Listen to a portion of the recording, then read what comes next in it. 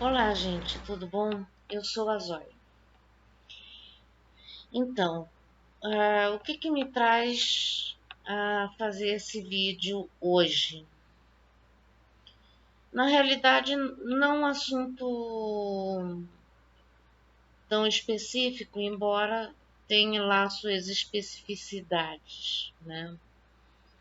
Então, a situação é a seguinte: muito se pergunta, né, quando é que vai terminar essa quarentena, essa pandemia, essa situação que nós nos encontramos. Desculpa, essa tosse é de fumante, tá? Não é o Covid. Então é o seguinte, não sabemos. A resposta mais honesta eu acho que seria não sabemos. Outra pergunta, vamos voltar ao normal? Também não sabemos. Até porque já se fala muito em novo normal, né? Ou seja, a gente vai voltar para um lugar que a gente não conhece. É muito mais provável que isso aconteça mesmo, porque são muitos meses, muito tempo para com as coisas caminhando de uma forma diferente e não tem como saber como é que vamos estar quando essas coisas estiverem mais ou menos normalizadas, né? Então é difícil a gente ter um prognóstico. Então, o que acontece é o seguinte: nós temos uma preocupação que já vai se refletir com certeza na vida das pessoas e que é a minha preocupação no momento, que é a educação. A educação, acho que já tem como a gente prever uma situação bem complicada, porque nessa pandemia, nesse período de quarentena, muitas escolas fizeram lá suas adaptações e começaram a dar aulas à distância, aulas remotas. Ou seja, uma pessoa lá vai lá dar uma aula via internet, os alunos assistem às aulas de casa, têm acesso, às vezes os pais mesmos aproveitam para assistir a aulinha lá junto com o filho, para orientar a situação e enfim. Aí tem os deveres de casa, né? Porque daí os pais mais preparados costumam orientar os filhos com esses deveres. Então tem um monte de coisa acontecendo nesse sentido. Só que tem uma parcela da população que não tem acesso a esse tipo de,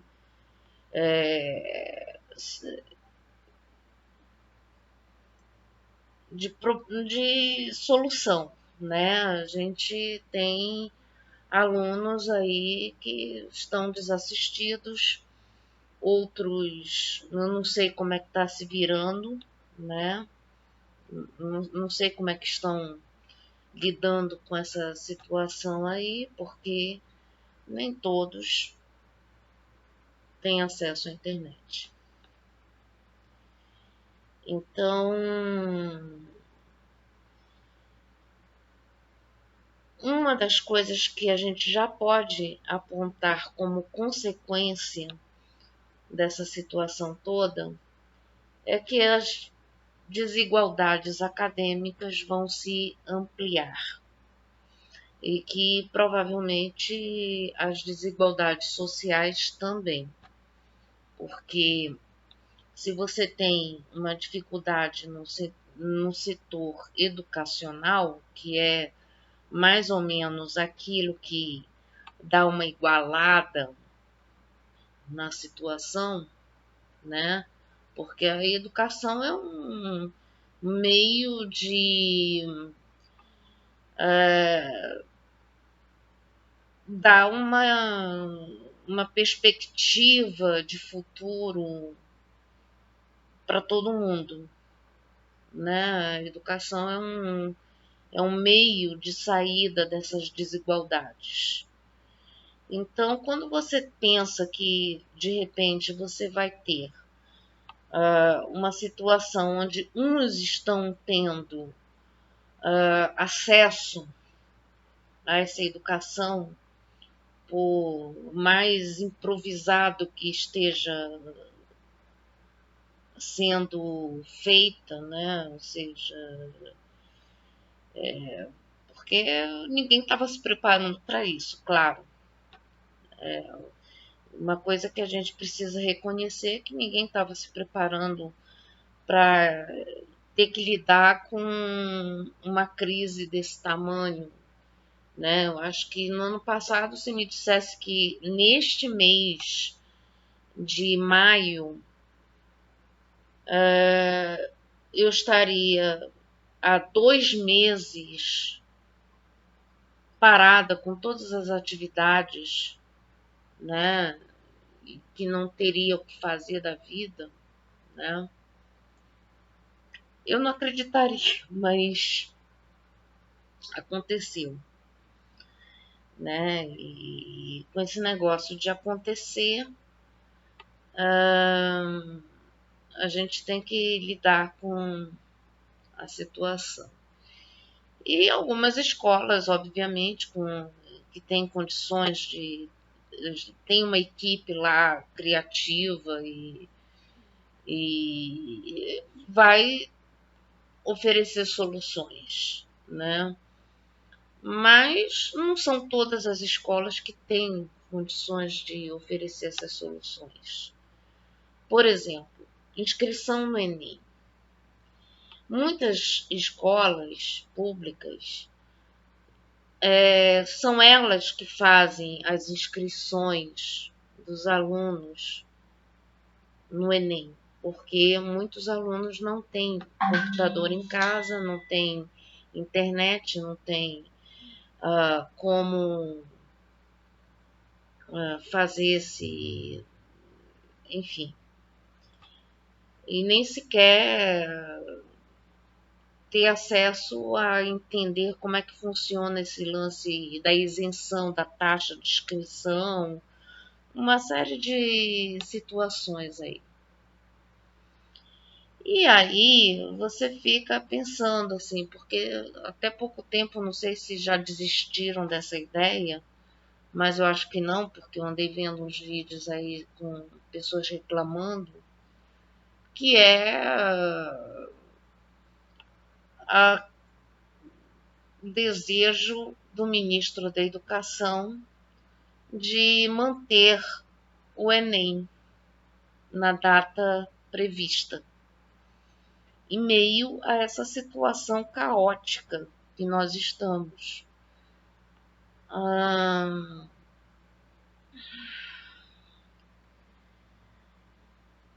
Eu não sei o que dizer, né? Porque afinal de contas você fica pensando assim, as crianças, os adolescentes, os jovens estão passando por essa situação, ou seja, eu acho que tanto para quem está dentro de casa, confinado, assistindo às aulas, que por melhor que seja esse mundo neste momento, deve estar sendo sacrificante, Porque afinal de contas, adolescente, criança, ficar o tempo todo dentro de casa, ainda por cima com uma mãe em cima, você tem que assistir essa aula, não sei o que. Ou seja, agora os pais também estão arrancando os cabelos porque estão descobrindo quem são de verdade os filhos deles, né? Porque muitos pais não sabem os filhos que têm, né? Também temos que lidar com essa realidade. E por outro lado, você tem adolescentes que não estão tendo as mesmas condições de outros adolescentes neste momento em que a situação se encontra nesse nível, né? É, eu acho que uma das previsões que eu posso fazer, uma das previsão não, eu não sou vidente, não faço questão de ser, mas um prognóstico, né? Eu acho que uma coisa que a gente já pode trabalhar no sentido de fazer uma futurologia da crise é que, com certeza, a questão acadêmica dos jovens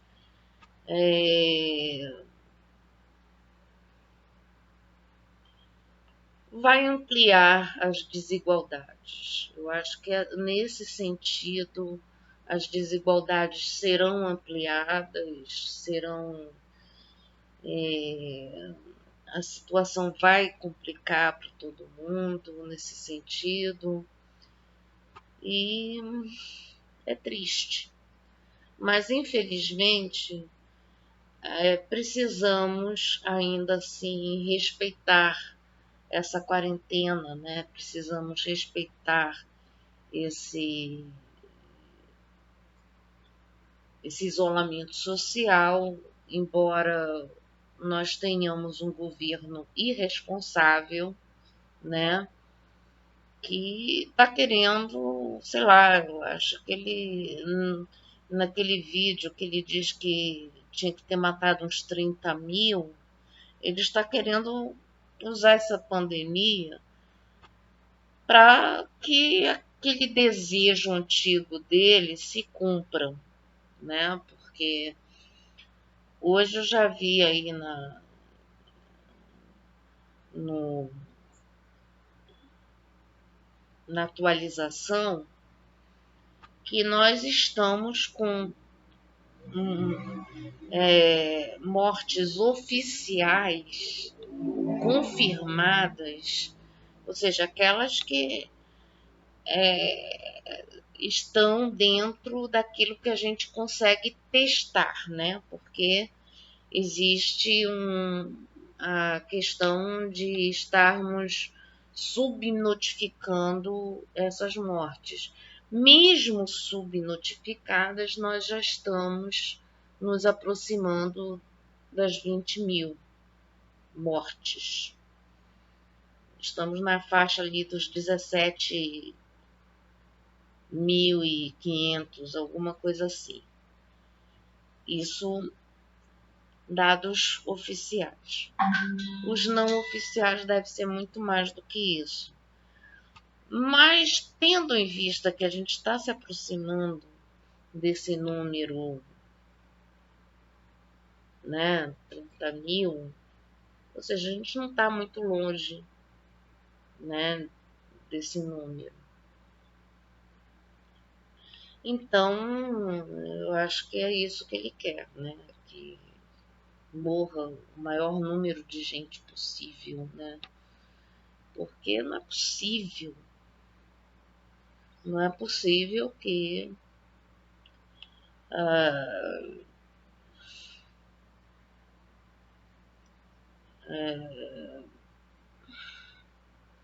é lamentável, né? Tanto é que eu tenho até feito menos vídeo, porque tá me dando uma gastura isso. Eu tô ficando, eu olho para as coisas, aí o pessoal não fala outra coisa. E eu aqui, né, isolada, joelho doendo, tá é um caso sério, né? Então é isso. Eu queria mesmo fazer esse vídeo para falar a respeito disso que está acontecendo, que é uma coisa que a gente já sabe que para voltar ao normal eu acho bem difícil. E como é que a gente vai recuperar esse atraso, essa defasagem que já era grande, agora ficou maior ainda. Então é isso. Eu fico por aqui. Obrigada.